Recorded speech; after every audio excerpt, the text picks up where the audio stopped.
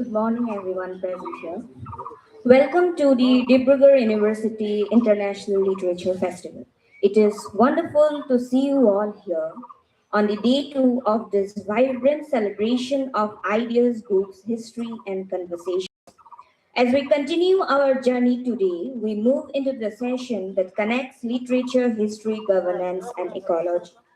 The session titled How Green Was Mine invites us to reflect on our environmental past and rethink our ecological future. To guide us through this important discussion, we are honored to have three distinguished speakers with us today. Our first distinguished speaker is KSVP Pawan Kumar, an officer of the 1992 batch of the Indian Forest Service. Sri Pawan Kumar completed his post-graduation in life sciences from JNU. He later specialized in forestry from the Indian Council of Forestry Research and Education, Dehradun, and also holds a PG diploma in environmental law from the National Law School, Bengaluru. He has recently submitted his doctoral thesis in environmental geomatics to JNTU. With decades of experience in forest governance and environmental administration, and currently serving as Special Secretary in the Information Technology Department, Government of Assam, he brings a rare combination of science, policy, law, and governance into environmental discourse. Beyond administration, his interest in art, culture, Western classical music reflect the harmony he perhaps also seeks between development and ecology. Sir, we are honored to have you with us this morning. It is now my privilege to introduce Mahesh Rangaranjan. Mahesh Rangaranjan teaches history and environmental studies at Ashoka University, Haryana. He is one of India's foremost environmental historians. His land work includes Fencing the Forest, India's wildlife history, nature protection. He also co-authored significant volumes such as Environmental History, Before Nature Existed, Shifting Grounds at Nature's Edge. Mahesh Rangaranjan has taught at several leading institutions, including Cornell University, New York, and his scholarship has fundamentally shaped the field of environmental history in India. So, we are privileged to have you with us today. Our next distinguished speaker is Professor Orupjyoti Hoikia. Orupjyoti Hoikia is a professor of history at Indian Institute of Technology, Guwahati. Orupjyoti Hoikia is a leading scholar of Assam's environmental and agrarian history. He has been associated with the Agrarian Studies program at Yale University and has held visiting fellowship at Cambridge University, the University of London, and the University of Kolkata. His major publications include Forest and Ecological History of Assam, A Century of Protest, Peasant Politics in Assam, The Unquiet River, A Biography of Brahmaputra, The Quest of the Modern Assam. The Unquiet River received the wide recognition, shortlisted for Kamala Devi Chattopadhyaya Book Award and longlisted for the Atta Galata Bangalore Literature Festival Book Prize, and it received an honorable mention for the Ananda Kantist Kumaraswamy Book Prize. His forthcoming work, India's Forest Revisiting Nature and History, co-edited with Professor Mahesh Rangaranjan, further strengthens his remarkable dialogue between history and ecology. So, we are privileged to have it with us today. Now, without any further delay, I hand over the discussion to the dais today. Thank you.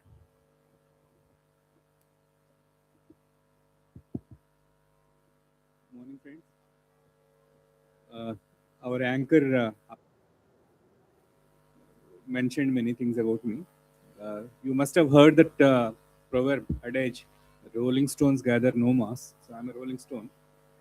All those degrees and experience that comes in natural course. So I'm a mango man, Aam Aadmi. So I'm one among you. So nothing. And the two distinguished historians that we have with us today.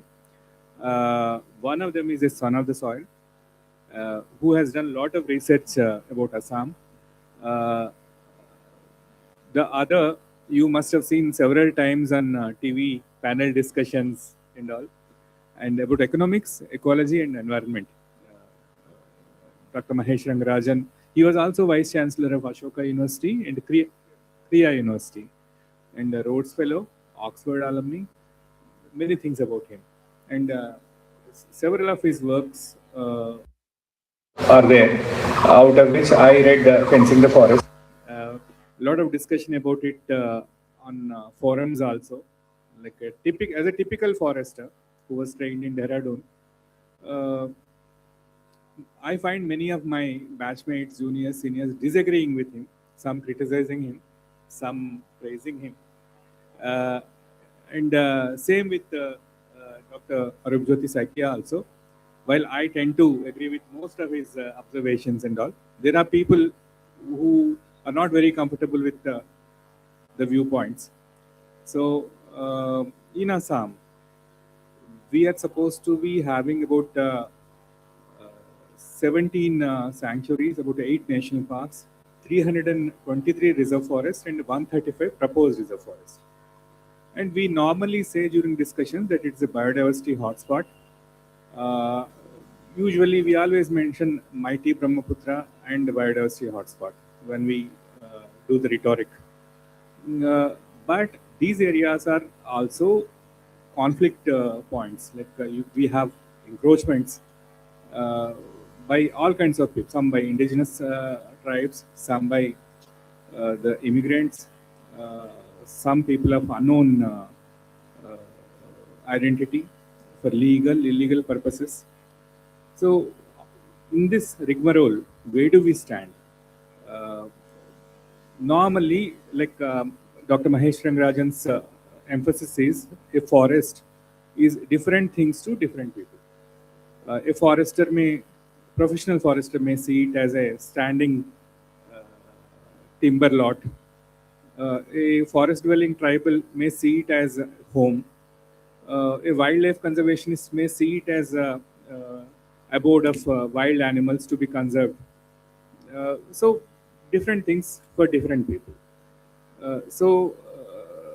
I request first Dr. Arup Jyoti Saikia to give a context to our Gen Z, which is present here. Sir, if you are comfortable and if they are comfortable, you can even do it in Assamese or Hindi.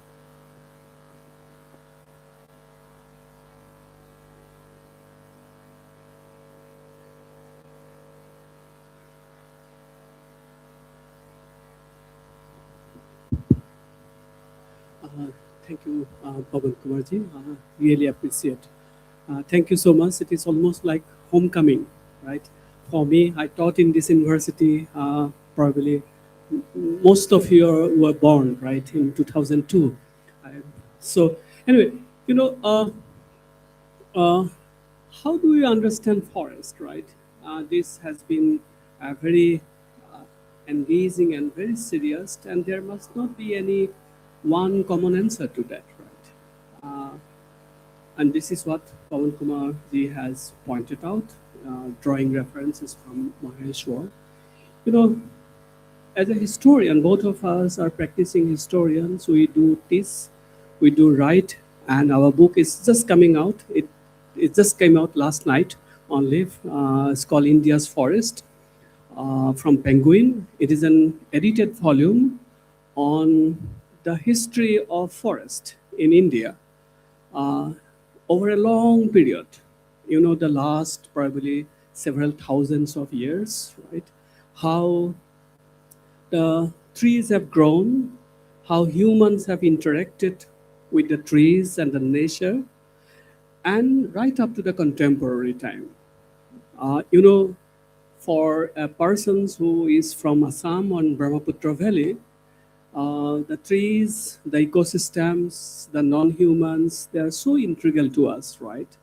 Uh, Probably our grandparents, they know the names of hundreds of plants, especially, right? And they can just go out and collect something for their midday meal right from the forest, right? But from the perspective of a forester, perspective of a merchant, perspective of a conservationist, this very idea of forest, right? It has evolved over a period of time, right? And the forest has definitely undergone many layers of changes, right? The kind of forest that we see in our neighborhood, the kind of trees that we have seen here, right? They have their own life histories. Individual trees have their histories. But as a historian, our responsibility is to understand and then examine uh, the very existence of this nature, how this nature has arrived, how much we have the kind of damage or improvement probably we have done to the timbers, the larger forest and the nature. This is what the historians will be trying to understand. The next is how much we are being influenced by these trees, right? You know, the trees are not only about certain resources. Trees are also, we are connected to the trees emotionally. You know, if you speak to your grandmother, I'm sure she has her name to individual trees, the way she talks about, the way she respects, she probably for prayers to a tree.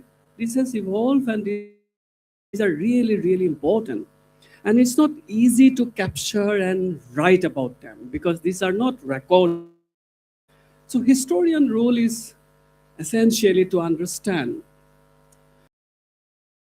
past, to understand the life histories of a body of forest, of individual trees, and how they have changed politics, our culture, our imaginations. It may be cultural imaginations, it can be political imaginations, and also the larger politics. You know, for us, certain trees have really contributed to the making of, say, the Ahom kingdom, which is so critical for this reason. The Mayamurias, right? They were so closely connected to the stories of these timbers, right? Then the British, the Marwari merchants, right? Everyone was closely involved with these ways of appropriation and they also growth, expansion kind of trees. Many trees arrived in this region much later. For example, the teak, Segun gos, right? Arrived at a much later. Some trees were really ancient. Halgos zupa. I'm sure all of you know the halgos, right? I'm sure some of you have your house being built made of this sal tree. This is really an ancient tree. Unlike the Segun in this region. So historians' role is to understand it and then try to make an estimate of it. But in more recent times, I'll take only 1 or 2 minutes of time. More recent times, say in the last 200 years, the fate of these forests, individual trees, patches of forest, it has undergone many layers of change. And one outcome of him, say he's a forester, right? He's a person involved who is a custodian, engaged by the government to understand, to take care of it. Historians like Mahesh Rangarajan has understood it, right? He has been thinking and writing on these questions, right, of forest for the last almost 40 years of time, right? Uh, they have helped us to understand, for example, the very idea of forest department. What is this, right? Why they are here, and how their very engagement and relationship with forest, everything has evolved over a period of time. These are some preliminary settings, right? I'm sure many exciting things are to be discussed today, and I hand it to you again. So, Mahesh sir, when I was reading your book, Fencing the Forest, you mostly focus on central provinces, that's present day Chhattisgarh, Madhya Pradesh, maybe Jharkhand and Odisha. What were and what were the British government? Again, with government we had German foresters versus civil servants. Forests which are reserved were being managed by German foresters. Outside were being managed by the British civil servants. They had different priorities for different. And then come the people. You wrote about Baigas, you wrote about Gonds, and their management practices were different. The customary lifestyles, forest dependent lifestyles, for the two tribes were different. And the considerations of environment or climate in terms of water table or rainfall distribution, even though occasionally sprinkled on the in the words of say Ribbentrop, um, they were never the primary considerations. It was always timber revenue or converting forest land into agricultural land, again for revenue. So uh, you've very well documented that history, and you've taken somewhat middle path. Um, on one hand, in the beginning, in the introduction, you said Madhav Gadgil and Ramachandra Guha, their line is one. On the extreme side are the traditional foresters, what we learn in the academy. And you are somewhere in the middle, I notice. Now in Assam, we have about 200 major and minor tribes. The forest and ecological history of Assam, which Dr. Arupjyoti Saikia has written, which I read in 2018. I think it was published in 2011. Uh, when I read it, I felt why such a book was not available when I joined the service in 1995. I was looking, many would not know that Assam follows a different forest act than many other parts of India. We follow Assam Forest Regulation 1891, whereas many parts of India follow Indian Forest Act 1927. And that background is also very interesting. It's connected to freedom struggle, Simon Commission, and Government of India Act 1935 and what happened thereafter.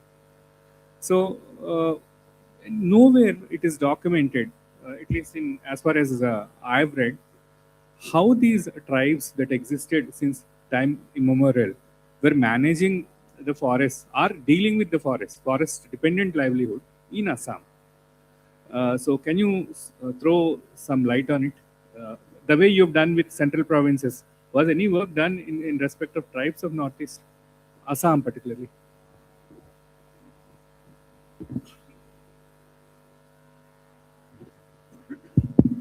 I think it's a good question, but it should be addressed to the gentleman sitting next to me. He's competent to answer it. I am not a scholar of the Northeast. I don't speak the languages. By the way, this is my first time in Dibrugarh. I assure you it will not be my last. I'm astonished to see and, very deeply heartened by the presence of so many young students. And all of us are students. Those of us who are not so young are young at heart. So all of us are students. We're still learning. This journey of learning will continue. And I'm really not competent to speak on the Northeast, but I think one of the contrasts, which is probably important, is each of these terms we're using, you use the term Madhya Pradesh, you use the term Northeast. These are borders which are product of history. Madhya Pradesh only came into existence around the state reorganization, which happened after independence. Prior to that, you had central provinces. Central provinces did not include many of the princely states, such as Gwalior. Northeast, as we see it today, came about only after partition. Up to 1937, Burma was also under British rule. So I think it's very important to keep this in mind. Let me come to the forest issue. A lot of British forestry in India drew from practices in Burma. Dietrich Brandes, who was the first Inspector General of Forests of India, had worked for long in Burma on the tree which Professor Saikia referred to. And he then comes to India. They tried to set up a forest department. They have a problem. But the problem is Britain had no traditional state forestry. Now, many of you may not know much about forestry. About a person called Robin Hood. You've heard about him? Is there anyone who's not heard about Robin Hood? Okay. There's an Akshay Kumar film in which there's a song in which he says, Robin Hood अमीर से लेके गरीब को देता था. हम अमीर को भी लूटेंगे, गरीब को भी लूटेंगे. It's a very silly song, but I'm sure you have seen Akshay Kumar films. Robin Hood was a person who hunted the deer in a forest. And it's a good question. Why did he hunt the deer? Did he hunt them in order to eat them and distribute among the poor? Yes. But by hunting the deer, statement. You know what making a statement is? He was making a statement. And the statement is, the deer belonged to everyone. They were not exclusive property of the king. Punishment for killing a deer, hunting a deer, I had a big advantage. I had a super thesis on Robin Hood. I won't tell you if Robin Hood really existed. For that, you have to read the thesis. Maurice Keene, Outlaws of Medieval Legend. Okay, I'll tell you the secret. He didn't exist. But there were many figures like Robin Hood on whom he was based. And the forest was a place where the king and only the king would hunt deer. What happened if you hunted the deer and they caught you? Would they cut off your head? No. And the reason is you needed a jury of 12 freemen. It's very difficult to find 12 freemen. So they were very kind. They cut off your thumb, or they cut off a leg, or they cut off an arm. Imagine, 13th century England, if you're deprived of an arm, you can't draw a bow, you can't chop trees, you can't do most of the things you would be able to do.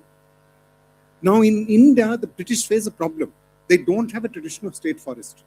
They had a tradition of forestry, but it was of the large landowners. The landowners grew oak trees, cut them down, and they were used for ships. So they brought German foresters, French foresters, French trained foresters to set up their forest department. The first 3 inspectors general of forest were German. You've all heard of a boy called Mowgli? You know the Jungle Book? Have you ever thought of what he did when he grew up? I'm sure people ask you, what are you going to do? I'll tell you the real answer. Yeah, what I was going to do when I finished college. And I hope you'll discover. Life is discovery. Well, Mowgli didn't go to the privilege of studying in Dibrugarh University. What he did was to be brought up by wolves. He started working in the forest department. He became a forest guard. And Kipling tells us the forest guards are the most important people in the British administration because they guard the trees, which are used for the timber, for sleepers, which are used in the railways. And they guard the young saplings from the goats, which will nibble and eat them. Now let's get to Madhya Pradesh. Madhya Pradesh had a very large population dependent on forests. And in 1861, when central provinces, much of Madhya Pradesh is the central provinces, not all of it, was created, they had to create a forest department. They didn't have trained foresters. What did they do? They did what the British did in every part of India. They caught hold of colonels, lieutenant colonels, and made them foresters. There's a very important tradition in the forest department. You always obey your superior. You do that in every civil service, but it's more so in the forest department. If you go to the forest, how will you know someone is a forest officer? You know how would know about Varma Sahab? Seriously. Vardi se. You know what I mean? From the khaki. Have you ever thought of it? Why do they wear khaki? One reason is they blend into the forest and, camouflage and all that. But the other reason is that the foresters originally, the officers came from the forge. Colonel Pearson was in central provinces. Similar with the civil officials, Colonel Watt. They encountered a group called the Baiga who do slash and burn cultivation. You know what slash and burn cultivation is? You cut the trees, burn it, jhoom as it's known here. There they had different types and the British come down very hard on it. They said it's destroying the forest, it's destroying the timber, it's leading to soil erosion, it's leading to water runoff. We need more productive peasantry. So look at 2 things they're doing. First, they price the forest for timber. These people were destroyers of timber. So they did not look at the soil fertility when they burn the ash. The ash fertilized the soil. And actually the productivity when you do jhoom cultivation, if you measure in terms of the crops for that short period, is actually very high. In terms of labor, it's very high. They didn't look at a different question. How do we tax these people? You know income tax? I'm sure you know what income tax is. There was no income tax, there was a crop tax. How do you calculate the tax on land which keeps shifting? It's very complicated. They didn't want to get into complications. So they gave these people an option. You either settle in one place or we cordon off the forest and not let you go. Either way, they get caught. So I think this is something reproduced on a vast scale in undivided Assam and hill areas of Northeast, with one difference. I think the level of political control they had in central India was very difficult to exercise in the hill areas of the Northeast. This notion that they are unruly environments, unruly people, you're imposing a different order on them.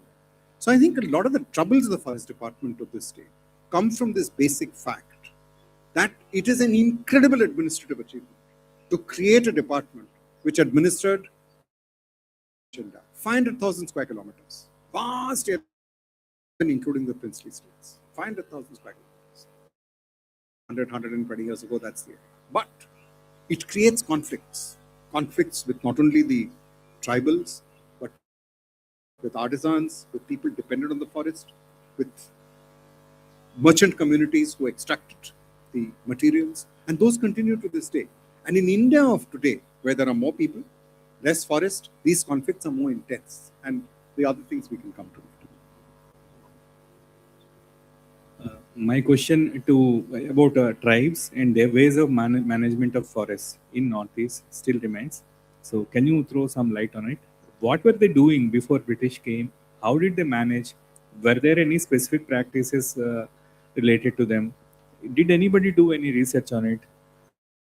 Those Sonoas, Radimasas, Karbis, what were they doing before all this forestry began?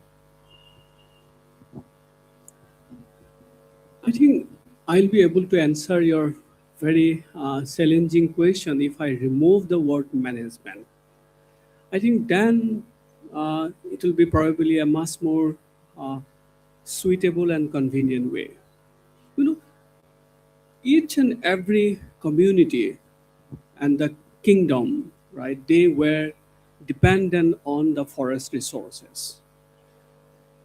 Also, the very idea of forest, I said it in my initial interventions, it varies from community and to the kingdoms. Also in the hills and the plains of northeastern India. For a Khasi, for a Garu, for a Jayantia person's engagement with nature, forest, and from that of a probably a caste Hindu person from the plains of Brahmaputra Valley, it would be hugely different. So our understanding of management would come here. The first observations would be there was no significant forms of interventions. Forest retreat probably arrived, or retreat of the forest happened largely only when there was a pressure of population, there was a need to expand agriculture, but go on a really slow speed. First technology was absent. There was no customer base. In the 19th century, in the 20th century, there are many customers of timber products. One of the two most important the forest department was railways, PWD, then the tea planters, right? Tea plantation in Assam, probably they have damaged millions and millions of trees, right? To cut down trees and create a space for their. This kind of pressure was absent prior to the British arrival, but it does not mean, and I'm not claiming, that there was no damage and no pressure on the forest. That was there, but I'm saying that the force was really limited. The second, the technology was limited. As our instrument through which they can cut down trees within a single day, in the British time, they used varieties of machineries to cut down trees because there was a need from the market. But there was also pressure. For example, they would build the railway tracks into the interiors so that the timbers can be extracted. The elephant's power can be used to extract the logs to the distant market, right? So these were absolutely absent in the prior times. However, there was no systematic, let's say, use the word systematic management working plan in their cosmological world, right? They would try to, they would not cause damage, there would be reverences, right? There would be different kind of sacred relationships, right? But also slowly, uh, the frontier of agriculture, it will keep on expanding, right? By the 17th, 18th century in the Brahmaputra Valley, the agriculture really expanded and more villages were settled and established. This also means the retreat of the forest to some extent. But really certain forests remain intact because there was no need for it, especially in the Upper Assam regions, in the foothill areas. The population density did not happen. So this means forests were not cut down in a violent manner. Also, I think the ideas of economics at the time, this was not really founded on the ideas of the great violence, right, that you need to inflict on the nature. There was a kind of give and take. uh, I'm again trying to qualify that I'm not saying that there was no damage to the nature. That is not the position. It was going on a slow process. However, certain ideas were absent completely. The monoplantation, right? We do not have any example of monoplantations or large scale timber plantation in the earlier time, right? Forest had a very limited revenue purpose even in the 17th, 18th century. We do not see from these reasons that forest definitely contributed to the larger well-being of the kingdom, but it, for example, you need to collect the firewood, you need to collect medicinal plants, you need to collect, certain kind of resins were collected. For example, la was collected from this region to the global market even in the 17th century. In 1600, Japan was one of the largest consumer of la produced in this region. That means forest was exploited and appropriated, but none of them essentially can be compared to what happened in the 19th century. 19th century, the forces of ideas, larger global forces, all played in a big role. But 19th century tea plantations came in a massive manner, which really forced the forest to retreat, let's say, in a very violent and painful manner.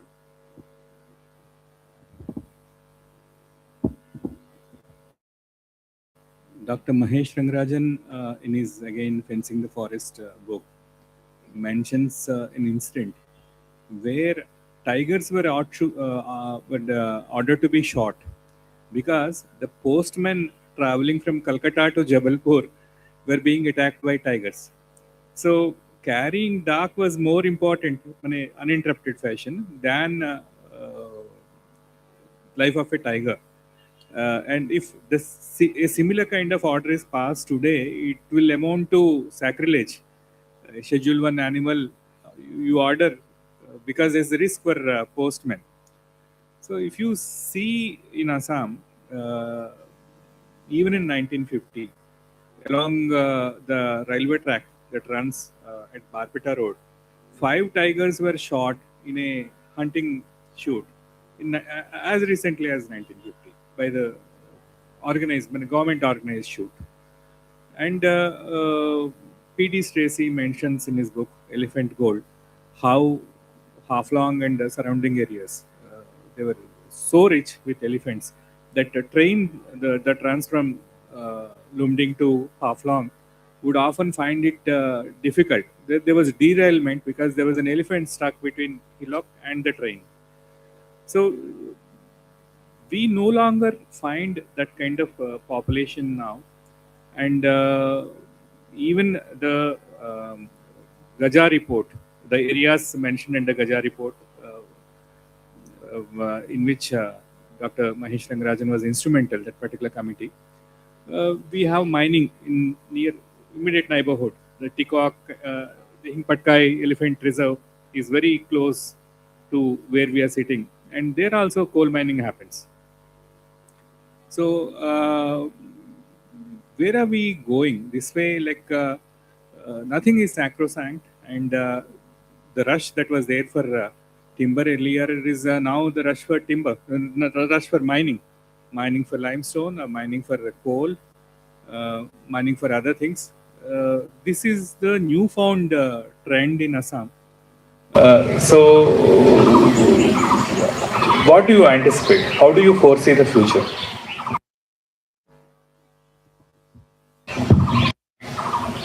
See, one thing we should be careful about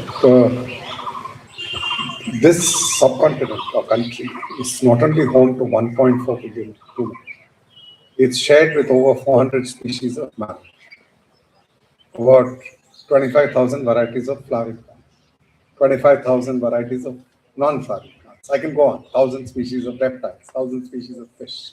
Why does it matter? It matters because we are part of a larger living landscape. And one of the big transformations, it's a very simple transformation, is that there are many more of us. So, in 1851, little after you said, the number of people in undivided India was around 250 million. Today, if you add India, Pakistan, Bangladesh, you can calculate what the figure is. The density of population is enormously increased. And in the 1820s, the postman was a dakia. They were running. They're running with the dark. So for them to be killed and eaten by a tiger, or trampled by an elephant, or mauled by a bear, is something you read about happening to a tenant. Yep. In fact, Chitra Joshi has written about a strike by the Dakyas, demanding that on certain routes they should not be because of the danger. And it's around 70s, 60s. Eastern start giving out rewards for killing tigers. So anyone who kills a tiger or a tigress can collect a reward. Emphasize this: these are not necessarily shot; they're killed, and you produced it. And now, government of the East India Company.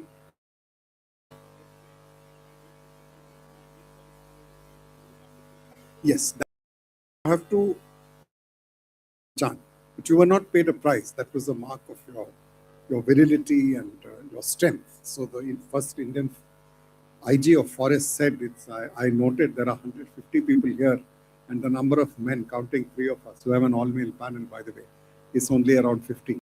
Little bit more, maybe 25. So that time it was an all-male audience, which is why he could say this. He said something nobody would say today. He said, जब शादी हो जाएगी आप लोगों की, तो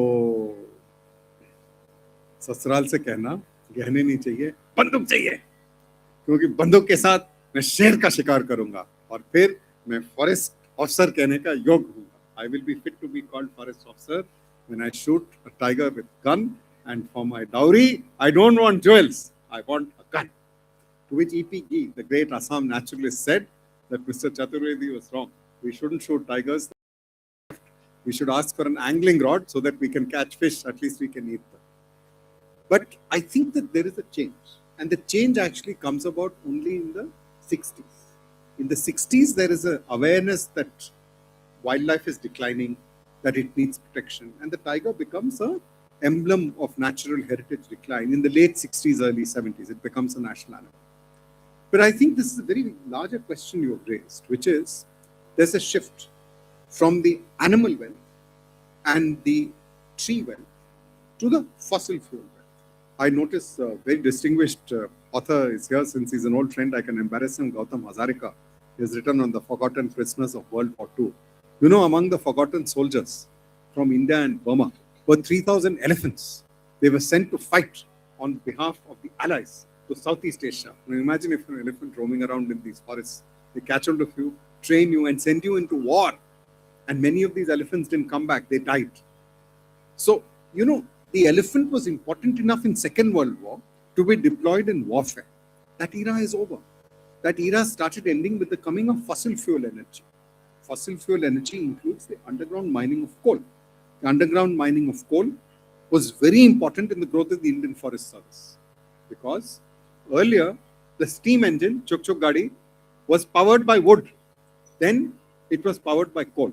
As learned a person, as Dr. Manmohan Singh, Prime Minister of India, said that coal doesn't grow on trees. I beg to differ. Coal is trees. It's trees. And dinosaurs from the Mesozoic, Jurassic age, if you compress them, they become coal. And other they become oil or natural gas. Fossil capital, the fossil fuel, the carbon of the old is being released into the air. And is we have to dig it out of the ground. And this involves enormous progress for humanity. Every one of us will transport to get to where we are, and we'll use it to go back home. We'll use it for extracts an enormous price. There's a price which is paid in human labor, which is paid in terms of the pollution on the land. There's pollution in terms of the water, and there is, of course, the atmospheric consequence. If you're going to look at this landmass and these wonderful creatures that share the landmass with us, if it has to be held, if the environment has to be livable, if it has to be habitable, we have of producing energy, or rather extracting energy. I don't like the word producing, extracting energy, extracting it, which minimize the impact. And in that sense, the agenda of the forester to minimize the impact concerns all of us. We can disagree, and we should disagree. What's the fun in a university if we all agree with each other? We're here to differ in a civil manner. That's the idea. So I think it's a very important question, how we cohabit with other life forms, how we make sure that the living environment remains habitable and productive for all living beings. And should we look at a world without fossil big agenda, and many of the young people will live to see that day. Those who are not so young, and we have to look at biological age here, we may not live to see the end of the fossil fuel age, but maybe we're seeing the dawn of the end, the beginnings of it. Let me continue what Mahesh has said. This very idea of cohabitations with the nature and the wild and the non-humans is part of probably the long gifted human imaginations, right? In fact, for the Assamese readers who hear Hadhu, other folk tales, right, they are full of such kind of cohabitations, right, without causing much damage. But it does not mean that you will not survive. You will also create a space for the survival of others, right? I think interventions came in a major way, which Mohes has also pointed out, largely in the 19th century, right? Essentially northeastern India, which was a major site of such kind of experimentations for the extraction of energy right from the very beginning of the East India Company's control of this region. In fact, East India Company's control of this larger region was essentially not founded on to out army soldiers from these regions. Probably in the search for the teak tree, right? Because in the Arakan and in the Pegu regions, been recently discovered, right? And you really need a good access and control over this territory. Right around the same time, this entire regions, if you bring Garo Hills, Khasi Hills, and coal, right? SARS for, say, cotton, SARS for the petroleum, right? It began, right? I think that process mixed with the science, emerging technologies happening elsewhere, probably in Europe and other parts, right? It all contributed in accommodation of that, right, into the global the capitalism, right? The volume of coal that was extracted, volume of limestone that was extracted, timber that was cut down, then the other kind of, say from 1850s onward, varieties of experiments that were for fine-tune and finalizing the possibilities of the petroleum, crude oil, right? And finally, the establishment of the Digboy oil refinery, which is not. This was essentially founded on the British Empire's companionship with the energy, right? British Empire's growth and the consolidation was essentially founded on its companionship with varieties of such kind of natural entities. Timber, elephant, pointed out very clearly, then the coal, then right. But this also produced varieties of conflicts, right? does not mean that it's a smooth journey for the British Empire, right? Technological challenges, there's changes of market, the varieties of changes, right? However, the was not under by the urban economics, neither, think of the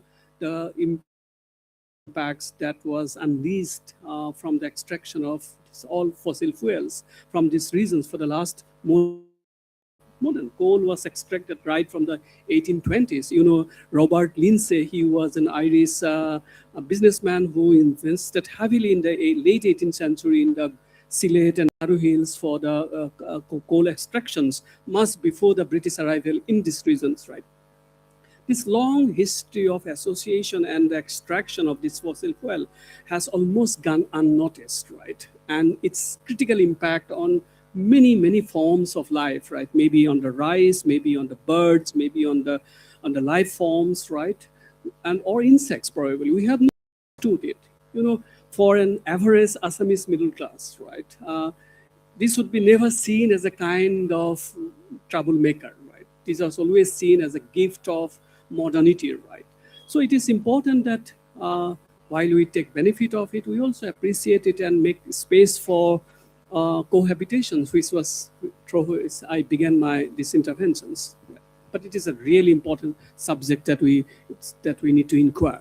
Very recently, the Barekuri, right, this big development happened, right? But it is almost forgotten now, right? It is important that all our students try to understand and try to about it. I can share it a small. 2002, I just joined here.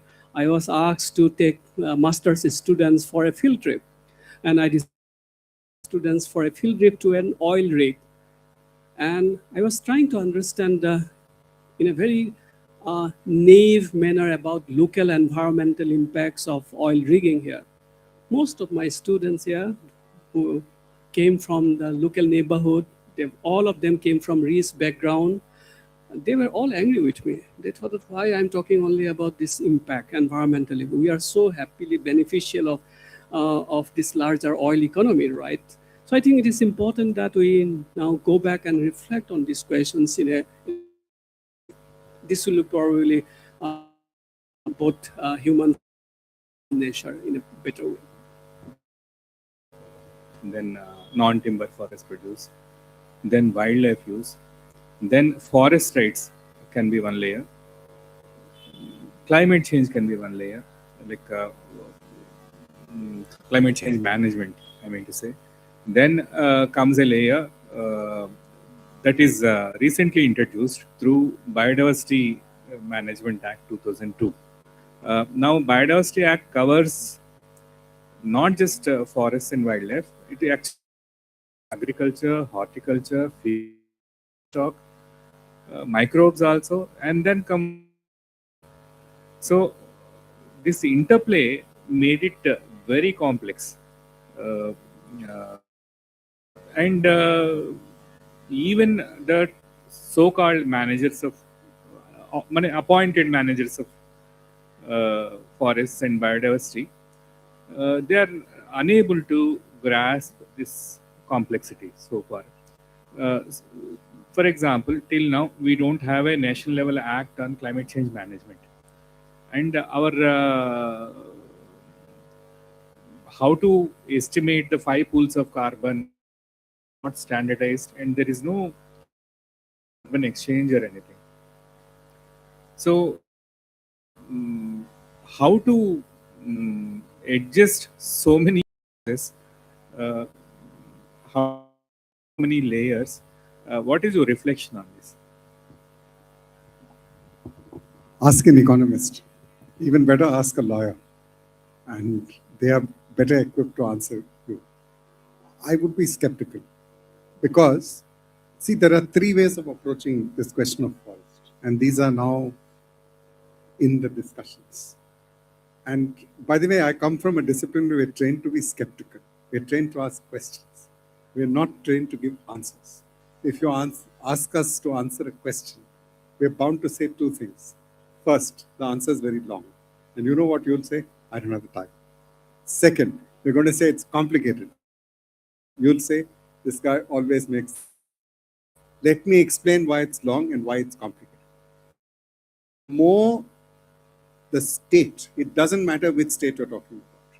It can be Putin's Russia, it can be America, it can be Lula's Brazil, it can be India under anybody. We are a democratic country, we've had several others. If you have wide ranging power vested in the state, logically it will become less effective. The more things it does, the less effective it will. Logically, states do two things, all states. They administer taxes, they provide defense, they provide for communications. The day you expand from microbes to full ecosystem, able to do it. That's what you've just said. So I'm not many friends, colleagues, deeply admired, such as the late Professor Madhav Gadgil, who's just passed on, argued that we need a biodiversity act. And they were right. We needed a larger sense of biological diversity than just about forests, which is a particular ecological system, or large vertebrates such as the tiger. And have you noticed the tiger is the only animal other than elephants figured in our discussions? Or trees. Right? There's much more to biodiversity than these. And Professor Gadgil and others championed, instead of the state, the community. They argued with reason that communities have long knowledges built out of practice, that they have a sense of belonging. They don't ask what is the use of the forest. They don't say that is the forest and this is me. They say the forest is part of us. And we cannot but be sympathetic to such an idea in a world which is increasingly ruthless. And there is a lot to be said for respecting these knowledges, respecting these practices. And any of us would agree that they are rarely respected the way they should. However, we shouldn't idealize the community just as we shouldn't idealize the state. After all, it's very difficult to find communities which have gender equality. Even those which from outside look like they have gender equality. You can ask any Naga friend. They will tell you this equality looks very equal to you because you come from an even more unequal society. Yes, I agree. I live in Delhi, so you don't have to be a genius. So, the idea that communities always lived in harmony is also a problem. And now comes the really interesting part because economists love it, and you hinted at it. Is markets. Let's put a price on it. See, if you put a price on this Bohemia tree, see, while we've been discussing and talking, there's been a lot of birds. Huh? There's the barbet, which goes kutruk, kutruk. What price will you put on the song of a barbet? What price will you put on the pod of the Bohemia? What price will you put on your neighborhood? What price will you put on the time we all of us college school years are the happiest years of our life. You know why? We were young, we were fresh and full of energy. Formative period of our life. So are there some? So we need to look at a more effective form of state making. We need to think of which are based on fraternity and inclusivity and including natures. And we need to think about valuation in more meaningful terms than simply putting a monetary price. But it will come out of a mix of these. And I think we'll all agree, in India we have an excellent chance of mix right, but we often don't get the mix right.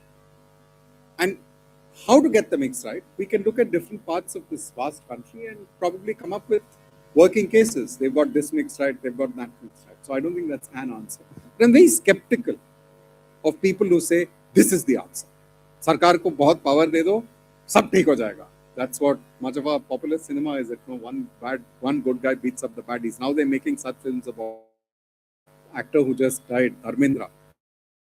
Interesting film, Kartavya. It's a remake of a Rajni. It's got a wonderful passage.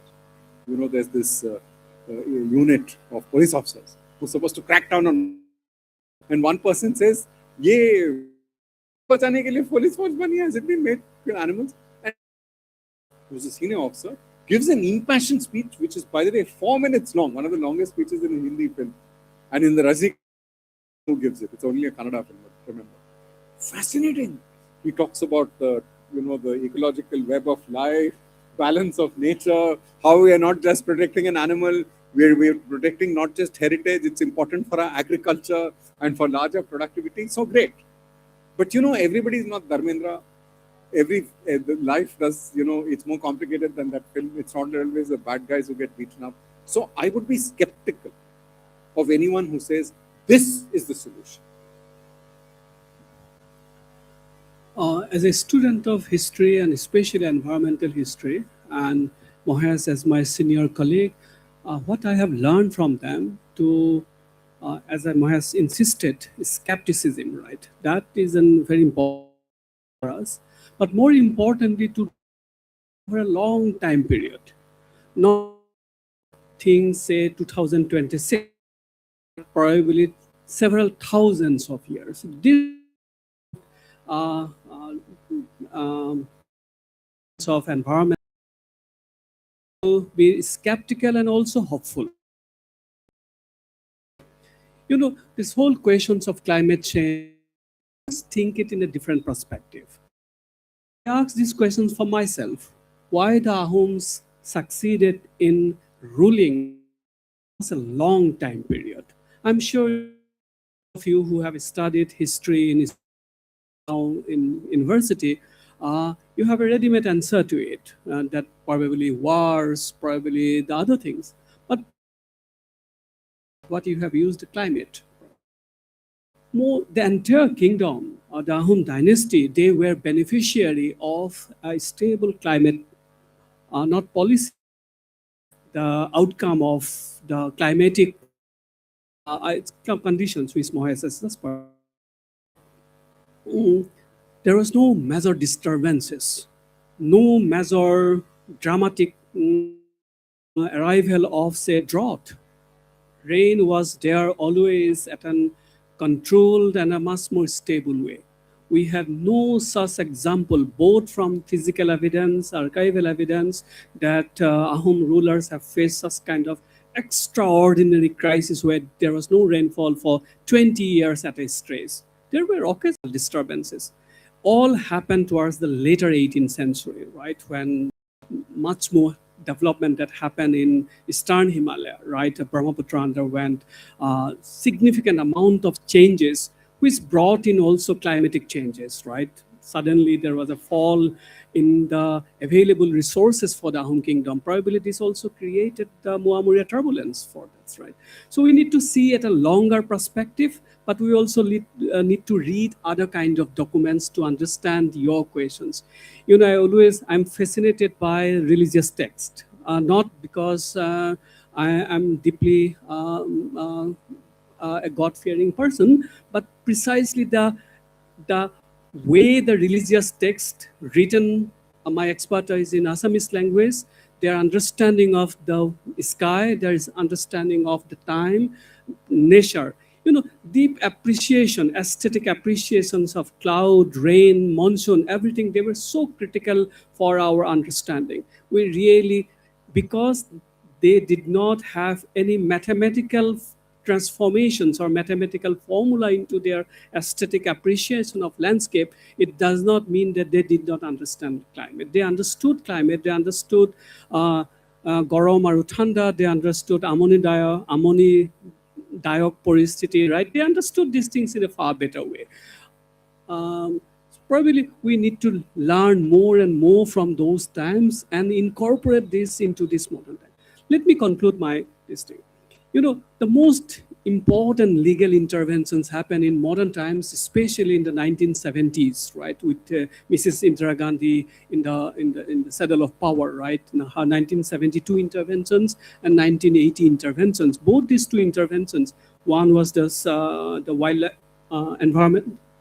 How will you call? I forgot what for. Wildlife Protection and the Forest Conservation Act, of which is the second one is the later one. I think both were really critical in changing our perspective, state perspective of nature. I think that needs to be discussed more and more, and I'm sure it has critically influenced your department also and your very existence within the department. Right. So, sir, do we go for questions now? Lots of youngsters. अपनी प्रश्न हुदब परे. If you want to, if you're comfortable in Assamese, you want to ask in Assamese, Dr. Saikia is there, and he will eloquently answer your questions. And if it is Larger context, then we can address to Dr. Mahesh Rangarajan. Hindi, Tamil, or English is also accepted. Sir cannot speak Assamese, but yeah. So most welcome to ask questions, and then you will not get a better panel in ecological history than this.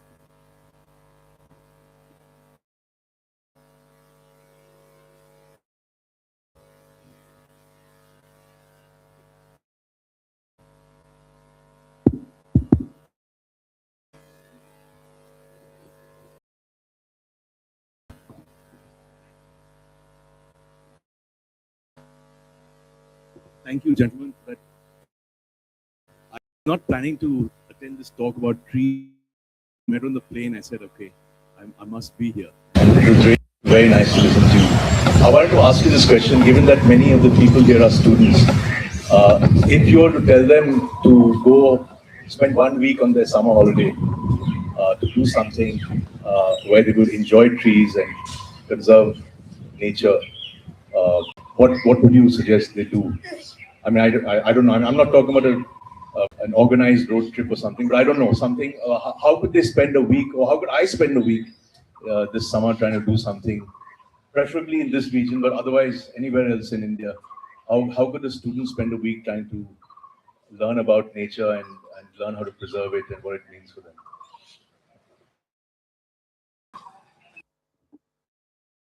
So, there was a very great naturalist called M. Krishna. Panel for interviews. After that, they never called him to any panel, but he wrote an article about it. Student, only 2 questions. He said, "Can you tell me Indian tree with red flowers?" You know what most of them said? Rose, which is not tree. Second, he said, "Name an animal found only in India." Most of them said Indian tiger, or they said black ant or Indian black ant. And then he goes on to say something very interesting. He says outside the window, there was a silk cotton tree, Semun. Is that what it's called here? Okay. None of them said it's Semun. By the way, right now, Central India, since he talked about Central India, there's Palash, flame of the forest. They could have named 5, 10 trees, but they didn't look at them. Interesting. Suppose you were brought up in a home where you spoke any language, any Indian language, and diversity of languages is as important as diversity of animals, flowers, trees. You would know the names of several trees. You would know the names of the season, when the tree flowers, when it fruits. You would know the patjhad, when the trees leaves fall, when the shoots come. You would know it also in terms of food items, because these are eaten. And with the animals and birds, same thing. So simple. Go somewhere, but just be more aware of nature where you are. Wherever you are, this is one of the richest landscapes on earth. It doesn't matter where you are. It doesn't matter where you are. In this landscape, you will find greater diversity than you would in most of the temperate regions of the world. 8 varieties of trees, plants, reptiles, animals, insects. There's an incredible by a person called Aves, ADES, Intertidal. Most of the book is about tiny, tiny insects. There's half an hour, eyes closed. I can't sit for eyes closed, and I can't sit quiet, as you must have made out. And he listens to the insects, just listen. So just be aware of life forms around you. That's one. The other, of course, is life forms in terms of the way they touch our lives. They affect our lives in multiple ways. So how do we live with them? That's one way to frame it. Of course, one can go to a place. But in this part of India, When I met almost some 20 years before, this came from him. Please study botanical text. You read NCERT textbooks, botany. I just book on forest, right? It was published 2005. but his advice was clear: start right, and that was the beginning. What he said is really important. I'm sure none of the complete the flora that are available in the Dibrugarh University campus, right? Botany should not be the exclusive subjects to be read by few students of MBBS. It should be read by each and everyone, but in a much more friendly manner, right? I'm sure many of you and us, those who study or don't study botany, it depends on essentially on one thing, whether you study MBBS or not. I think that should be broken. Uh, we really need to learn from the community. We really need to learn from our grandmothers, grandparents. Their understanding and their sensitivity is extraordinary. I think that a great thing that we are going to miss. আমাৰ অসমীয়াত যে শুনি যে 110 বিধ শাকৰ খাব লাগে না, 101 varieties of need to eat and you need to produce your I think these are not simple ritualistic thing or cultural thing. These are essentially their familiarity of the plant world. Probably we should also go and learn about the rice farming, right? And I'm sure many of you do know about it. These are also about the conservation. Conservation does not mean probably only safeguarding the well-being of individual trees. It is also about the landscape. I think this, as a student of university, we need to think about these issues in a comprehensive manner. There must be better alliances with him, with that needs to come in. Forester, grandparents, I think, and the communities come and be in the partnership of the botanical world. That will be, and I have immensely learned from it, learning about the trees, right? And probably insects, right? And our familiarity with the world of insect is so limited, right? Northeast India is really an important site to learn more about the world of insects. This companionship, the triangular companionship between the insects, plants, and the humans, it has produced fascinating stories. Our silk story is essentially an outcome of this triangular relationship between insects, the silkworm, then the plant, and the humans, right? And to how to conserve it in this very turbulent time. This needs to be understood in a better way. This will come out of textbook learning as well as the actual field observations. But thank you for that wonderful question. I'll add only a couple of sentences to the distinguished speaker said.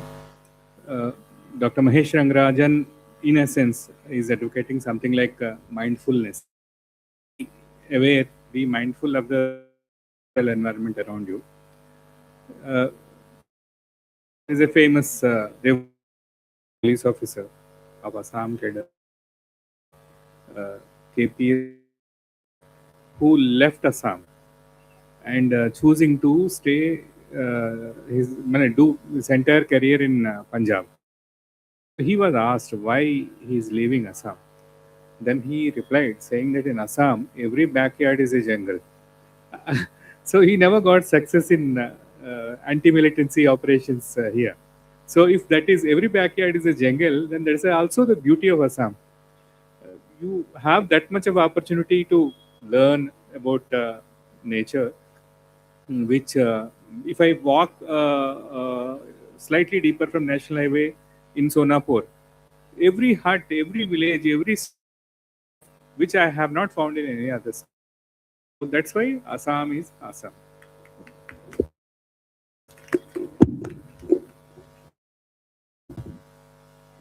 Actually, what is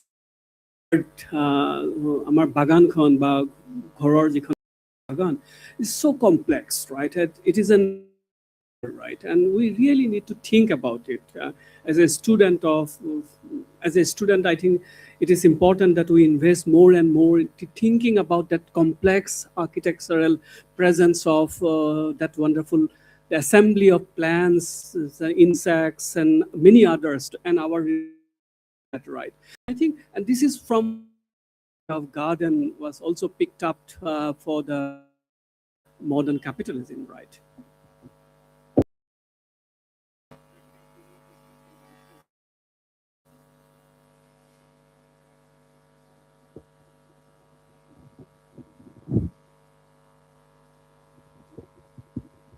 Hello. Yeah. Mentioned to concerned about investing all power into take care of these kinds of environmental and ecological situations. Are there any examples from within the subcontinent or outside where you think that the local communities have found a good way to pursue these kinds of ecological pursuits? Examples.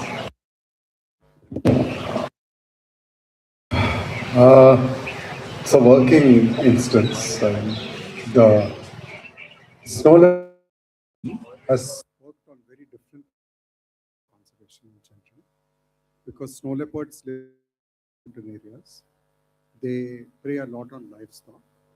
And around 30-35 years ago, leopard researchers in different parts of snow leopard range. In India, Dr. Charudat Mishra. In Nepal, some other researchers. And there are several snow leopard range countries. Came to realize you can't protect snow leopards unless you protect the livestock. You need to protect the goats and sheep when they are kept at night. And you need to compensate for the loss of stock. And they set up very small schemes. And these have now got a lot of government support. So the snow leopard project of the government in the snow leopard range states such as Sikkim and Arunachal in the northeast, they actually provide insurance cover for the people in those areas so that they won't kill the snow leopard. And in some areas, it's also helped the wild prey to recover. That's one kind of instance. The other is very different, which is I think that with tigers, and I'm referring only to large animals, in Madhya Pradesh, over the last many years, they've developed a system by which they have local people from that district or village who are empowered to ascertain when a tiger kills a domestic animal. They provide proof at once, and the compensation payment is done very fast, literally within a week, sometimes in 72 hours. This has really brought down the phenomenon of people poisoning the tigers. It has also made them much more aware of tracking the tiger movements. The third instance actually is a very different animal of elephants. And in many elephant range areas, there are researchers working very closely with in those areas, monitoring who doesn't attack you because it wants to eat you. Attack on human is sudden. Their eyesight is very bad. They come across you when you can't see them, night, dawn. So if there's an elephant moving in that area, they tell people, don't move around for the next 3 days after dark. In the day, at least you can see the animal. But the reverse, when the animal does walk through your village, stay out of its way. These are very simple things. They've really brought down the level of fatalities, and they've also brought down the level of direct encounter. Specific cases. Can we integrate the way government works with people? And I will be positive. There are many state governments which are attempting to do this with varying levels of success. I won't say that all of them have been negative. In different states in India, governments work differently. So, for instance, just given it's not my state, so I'll say it happily. In Kerala, you'll find the eco development committees involve women. 50% women actually work. The level of literacy is higher, the level of awareness is higher, and their involvement with protected area management is better than any other place with eco development. It depends on the state. So I do think there are positive instances, but I think they should be much broader and wider.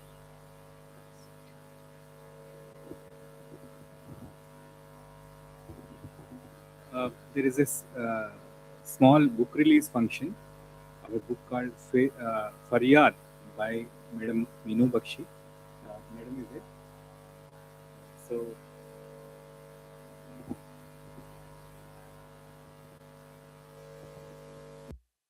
A small introduction about the book.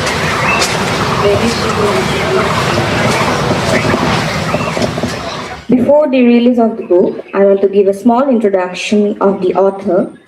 Meenu Bakshi is a woman of many languages and not just the ones she speaks fluently. A celebrated poet, accomplished singer, professor of Spanish, and philanthropist. Minu's life has been an elegant tapestry of culture, compassion, and creativity. Whether she's writing a verse mentioning students or lending her voice to the underserved, Minu does so with unwavering sincerity and heart.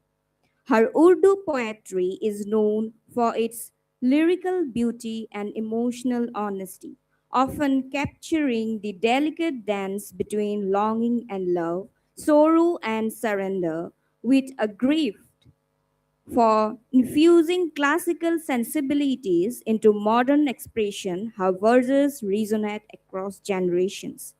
This book, Poems Faryad by Minu Bakshi, makes a poetic turning point.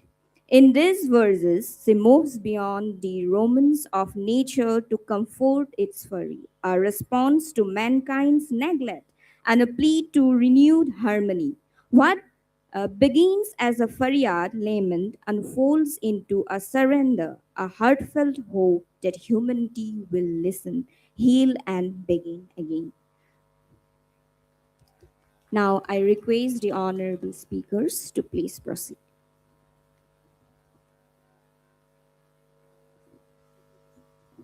Well, thank you. I'm very, very proud to be here today and very privileged. And thank you, Dibrugarh Literature Festival. Actually, this, I just want to talk a little bit, I'll take 5 minutes, of how this book came about and maybe recite 2, 3 very short poems from it. So when the COVID-19 pandemic happened and brought the world to a standstill, silence wrapped the cities and nature's whispers grew louder. In that stillness, amidst uncertainty and reflection, a new voice began to speak to me. As a poet who was used to weaving words of love, poetry, longing, and passion, suddenly I started listening to the cries of the earth. A quiet seed of concern, which was long buried inside me, began to stir, and Faryad is the flowering of that awakening. So during the COVID, the first piece of poetry I write in Urdu.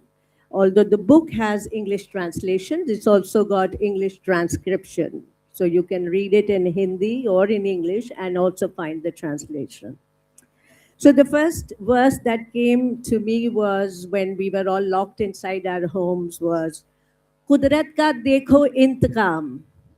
कुदरत का देखो इंतकाम आसमां सफ़ेद हो गया परिंदे खुली हवा में और इंसान कैद हो गया अब न काटना किसी अब न काटना किसी जंगल किसी पहाड़ को हिफाजत को अपनी सारा आलम मुस्तैद हो गया. So that was the first poem. And then I realized that we were all so busy in our own lives. Nobody was bothered about what was happening to the animal kingdom, to the plant kingdom. And then the next stanza that came was, Raftar karo kam, ke bachenge to milenge. Because everybody was facing just, they didn't know death. Raftar karo kam, ke bachenge to milenge. Gulshan na rahega, to kahan phool khilenge. तन्हाई में रहकर खुद से भी मिलेंगे रह जाएं सलामत तो गुल खुशियों के खिलेंगे अब वक्त आ गया है कायनात का सोचो वो रूठ गई गर तो ये मौके न मिलेंगे है कोई तो जिसने जहां हिला के रख दिया लगता था हमको जैसे हम बिन पत्ते न हिलेंगे झांको दिलों के अंदर क्या करना है सोचो खाक में वरना हम सभी जाके मिलेंगे. So this is the poetry that came out through the COVID, and then I started writing more cautiously about environment. So पेड़ पौधे जब से काटे जा रहे हैं मौसमों के रंग बदले जा रहे हैं पेड़ पौधे जब से काटे जा रहे हैं मौसमों के रंग बदले जा रहे हैं देखिए तो मेरे ताबा की करामत शहर दरियाओं में डूबे जा रहे हैं. And something on rain. इस कदर बारिश हुई घर बह गया इस कदर बारिश हुई घर बह गया, जो भी कुछ था घर के अंदर बह गया। जोर कुछ ऐसा था कल सैलाब का, फूल के मानिंद पत्थर बह गया। कल समुंदर में उठा तूफान जब, साथ ही कश्ती के लंगर बह गया, साथ ही कश्ती के लंगर बह गया। और चंद लास्ट कुछ लाइनें। सदा चारों तरफ से आ रही है ये धरती, बांझ होती जा रही है। सदा चारों तरफ से आ रही है ये धरती, बांझ होती जा रही है। ये मौसम की सितम रानी तो देखो, घटा भी आग अब बरसा रही है। ना जाने किस लिए बरसात में भी कली हर शाख की मुरझा रही है। और हुआ है जहर का छिड़काव उस पर, अभी जो घास गाय खा रही है। This is about the chemicals. सो हुआ है जहर का छिड़काव उस पर, अभी जो घास गाय खा रही है। खजा की रुत है सहने जा में, लेकिन वो चिड़िया फिर भी नगमा गा रही है। So, through the lens of poetry, this collection bears witness to the devastation that we have wrought upon the natural world. It is a testament to the fury of the rains, the anguish of the earth, the resilience and power of nature and the human spirit. The poems speak of beauty that once was, the destruction that we have caused it, and the hope that still remains. It's a call to action, a plea to reclaim our relationship with the environment. It is a journey of self discovery, of realization and awakening. Through Faryad, I hope we can together inspire readers to reflect on our relationship with nature and to join the quest for a more sustainable future. Thank you very much. This book is available at Bookshop. so if you're interested, please. Thank you very much. Thank you for your time.